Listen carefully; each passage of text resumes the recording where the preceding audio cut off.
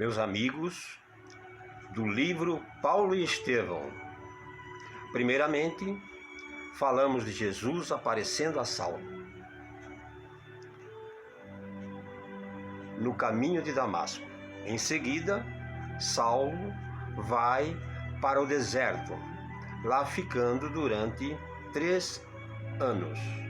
Agora falaremos de Saulo e Barnabé, semeando o cristianismo pelas cidades da ilha de Chipre. Antes de ir para a ilha de Chipre, Saulo ficou por 3 anos em Tarso, trabalhando em seu tear. O lema de Abigail, ama, trabalha, espera e perdoa, passa a ser o seu lema. Um dia, Barnabé convida Saulo para irem até a igreja de Antioquia, onde o cristianismo florescia.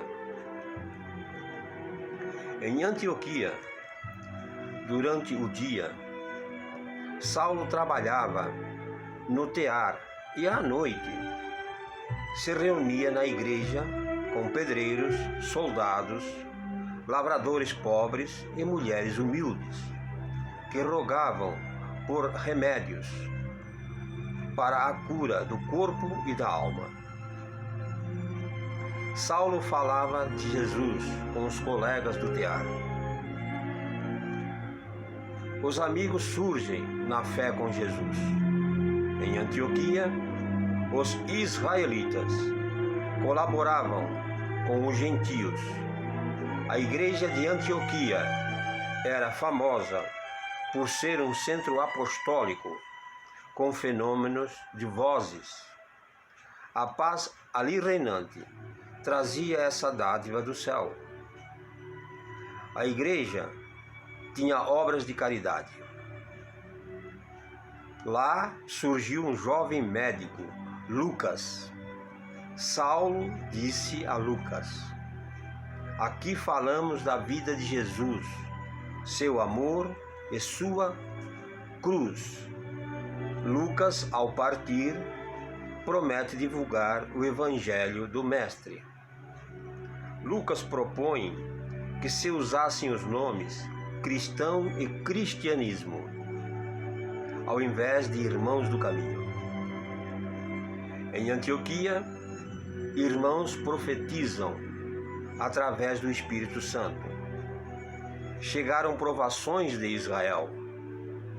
A morte de Tiago, irmão de João, cujas pregações foram atacadas pelos fariseus de Israel.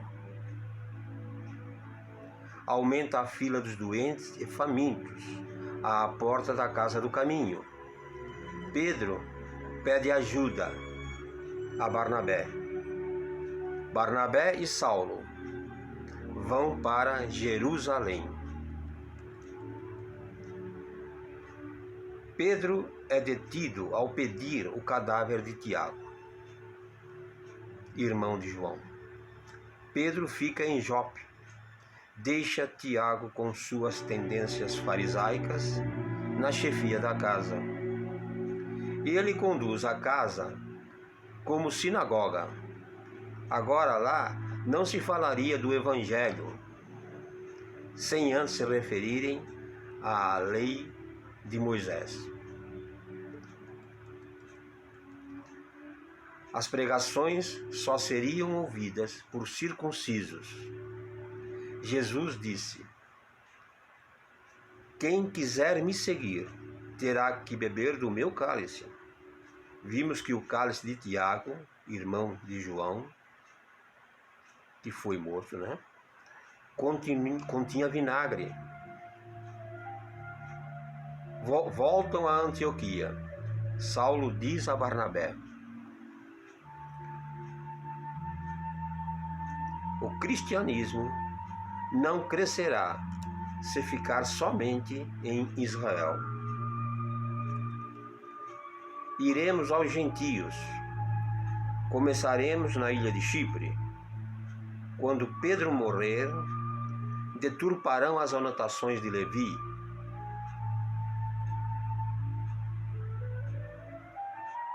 A saída de Saulo e Barnabé da igreja de Antioquia causou discussões na igreja, os componentes da igreja, porque eles queriam que eles ficassem lá e não saíssem para outros trabalhos. Eles não entendiam o cristianismo como um todo, eles estavam sediados em Antioquia.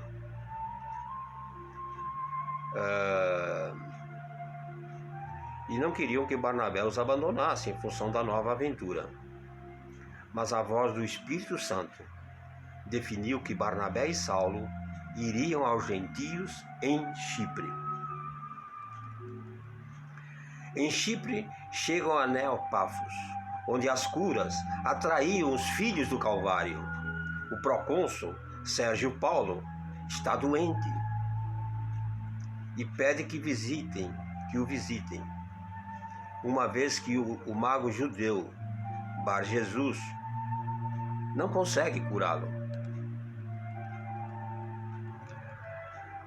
O nome Sérgio Paulo não era estranho a Saulo.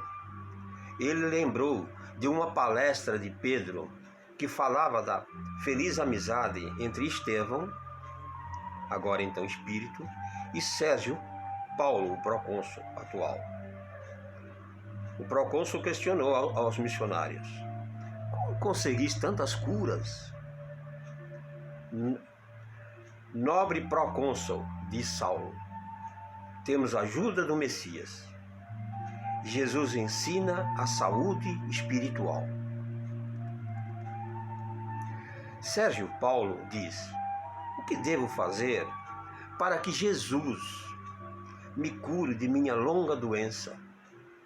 Saulo fala com voz firme: nobre procônsul, há 10 anos íeis a Sítion e vosso corpo tinha feridas venenosas. O Messias vos mandou alguém que velou por vós e restabelecestes a saúde. O procônsul ficou abismado. E Barnabé também não sabia de onde Paulo teria tirado essas conclusões. Ficou um pouco preocupado com o resultado que a conversa tomaria. Só o procônsul sabia dessas ocorrências, pois não conhecia o fato. Como Saulo se sairia dessa? Pensou Barnabé. O que Saulo estava dizendo? O procônsul, cheio de fé em Jesus, agora constrói a primeira igreja de Neopafos. Barnabé propõe que Saulo mude o nome para Paulo. Então foi aqui que Saulo passou a se chamar Paulo, por orientação do próprio Barnabé, neste instante. O mago que cuidava do procônsul quis saber a magia usada por Paulo. Não há magia, Paulo diz. Abre o Velho Testamento e lê em voz firme e alta. O mago judeu abriu o testamento e leu: 2 coisas te peço, antes que eu morra. Afasta de mim a vaidade. Não quero ser pobre nem rico. Dá-me o alimento que preciso, para que, estando farto, não te negue. Ou, estando pobre, não furte e profane o nome do Criador. O mago sai de cabeça baixa após o fim da leitura, que veio de encontro à sua falta de entendimento em Deus. Os missionários, vendo o sucesso em Neopafos, resolvem ir em frente, não ficar mais ali, porque ali já estava tudo muito bem encaminhado. O procônsul estava à frente. Chegaram à cidade de Panfília e lá Paulo consegue, em troca de teto e pão, um trabalho.